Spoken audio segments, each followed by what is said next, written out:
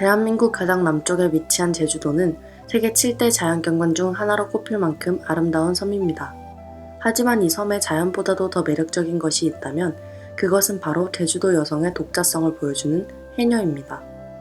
해녀는 바닷속에 들어가 전복, 해삼, 문어, 미역 등의 해산물을 아무런 도구 없이 채취하며 3분이 넘는 시간 동안 숨을 참을 수 있습니다. 역사를 거슬러 올라가 보면 해녀는 계속해서 제주도의 생태 페미니스트라는 이름으로 불려왔습니다. 바다에 가 물건 따는 것이 힘들어도 기쁘지 기뻐. 18살에 해요. 그러니까 이제 58년.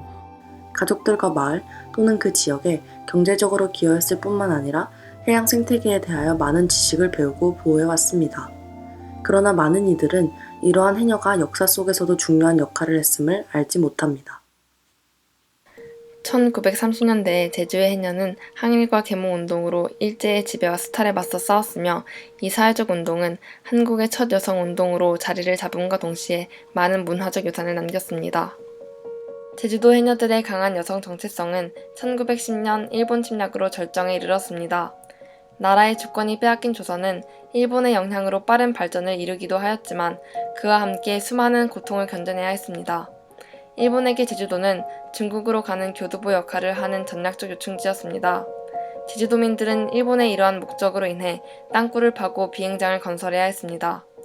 이 역사적 장소들을 통해서 볼 수 있듯이 일제강점기는 제주도 사람들의 삶에, 특별히 제주도의 경제에 많은 영향을 끼쳤습니다. 일제강점기 때 제주도에서 많은 항일운동들이 일어났으며 그중 해녀들이 이끈 독립운동이 가장 독자적입니다. 1930년 일본은 해녀들로부터 경제적인 이득을 얻고자 해녀를 수탈하기 시작했습니다. 일본 상인들은 제주어업조합에 뇌물을 주며 해산시장을 독점하려 하였습니다. 고사리, 매역, 감태, 어이구 다 저 일본 놈들 다 뭐 보리, 조, 콩 다 가져가 버려 일본 놈들. 그러나 우리 먹을 것이니까 풀트다다 먹지. 한 번은 한 상인이 해녀들이 채취한 해산물을 헐값에 사들이고 해녀들이 정당한 값을 요구하자 아예 사기를 거부하였습니다. 이런 문제가 계속하여 발생하자 해녀는 1920년에 설립된 해녀조합에 이 문제를 제기하였습니다. 그러나 해녀조합장은 제주도지사를 겸하고 있는 일본인에 의해 운영되고 있었기에 해녀의 불만을 들어줄 리 만무했습니다.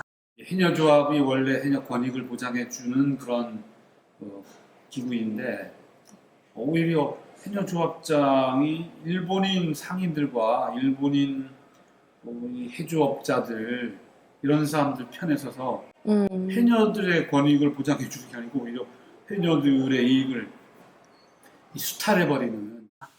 이 문제가 해결되지 않자 채취된 해산물은 점차 썩어갔고 이는 해녀들에게 자신들의 생계를 위협하는 일이기도 하였습니다.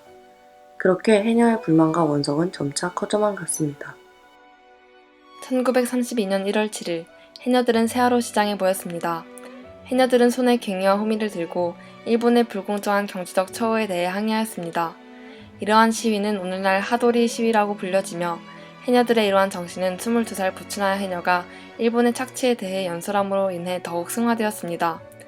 해녀들은 해산물 판매를 제한하는 법의 폐지를 요구하였고 일본이 이를 수락하자 시위는 중단되었습니다. 하지만 이 약속은 이루어지지 않았습니다. 하도리 시위로부터 5일이 지난 후 1000명이 넘는 해녀들은 다시 세하로 시장에 모였습니다. 새롭게 선출된 일본인 해녀 조합장 다구치 다이키는 해녀들의 시위대에 포위당했습니다. 해녀들은 일본 관리들의 총구에도 물러나지 않았습니다. 그리하여 다이키 조합장은 해녀들의 8가지 조항을 받아들이게 되었습니다. 8가지 조항 중 가장 대표적인 3가지는 1. 일본인 상인들의 해산물 지정 판매 금지 2. 미성년과 40세 이상 해녀 조합비 면제 3. 부패를 막기 위한 조합 재정 공개 등이 있었습니다. 해녀는 이 조항들이 5일 이내로 실행되길 요구했으며 다이키는 이에 동의했습니다. 그러나 해녀가 떠난 후 다이키는 바로 약속을 어겼습니다.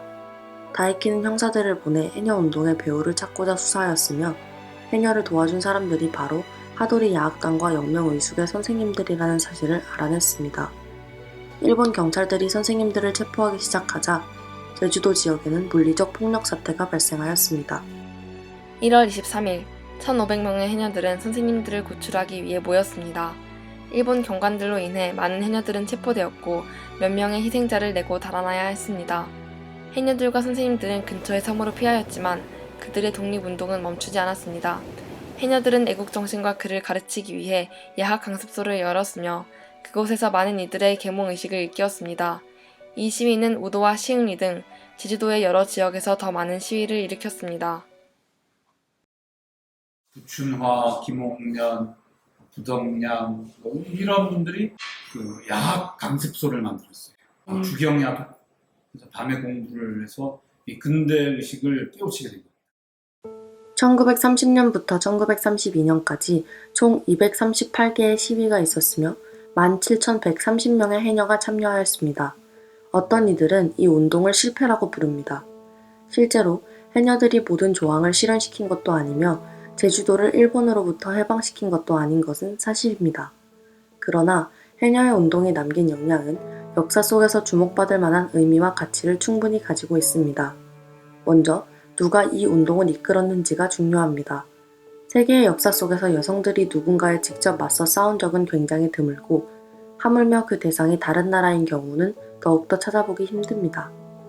더 나아가서 해녀들은 직접 시위를 했을 뿐만 아니라 평소 여성들과 자주 연루되지 않는 두 가지, 교육과 문맹률 퇴치의 방법도 사용했습니다.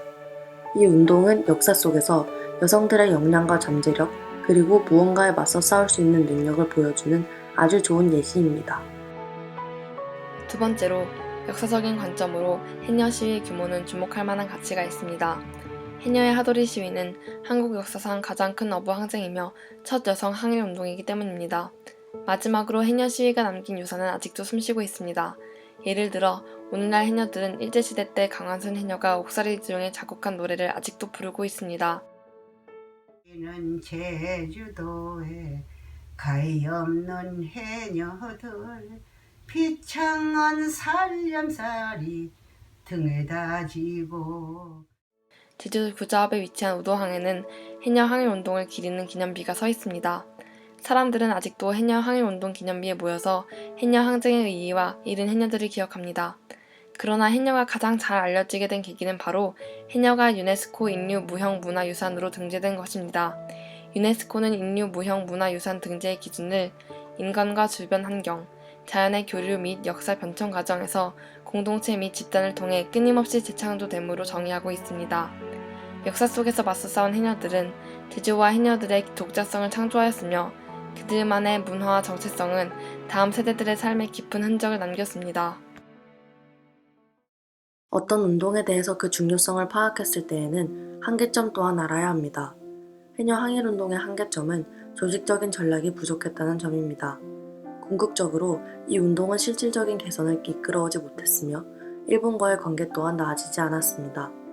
또 다른 한계점은 이 운동이 한국사에서 받는 관심이 매우 부족하다는 것입니다. 한국 역사를 공부할 때 주목받는 다른 항일운동과는 달리 해녀의 운동은 처음에 독립이 아닌 생존의 목적으로 시작되어 많은 이들이 아직까지도 모르고 있는 운동입니다. 우리는 이 비슷한 여성운동을 세계 역사에서 찾아볼 수 있습니다.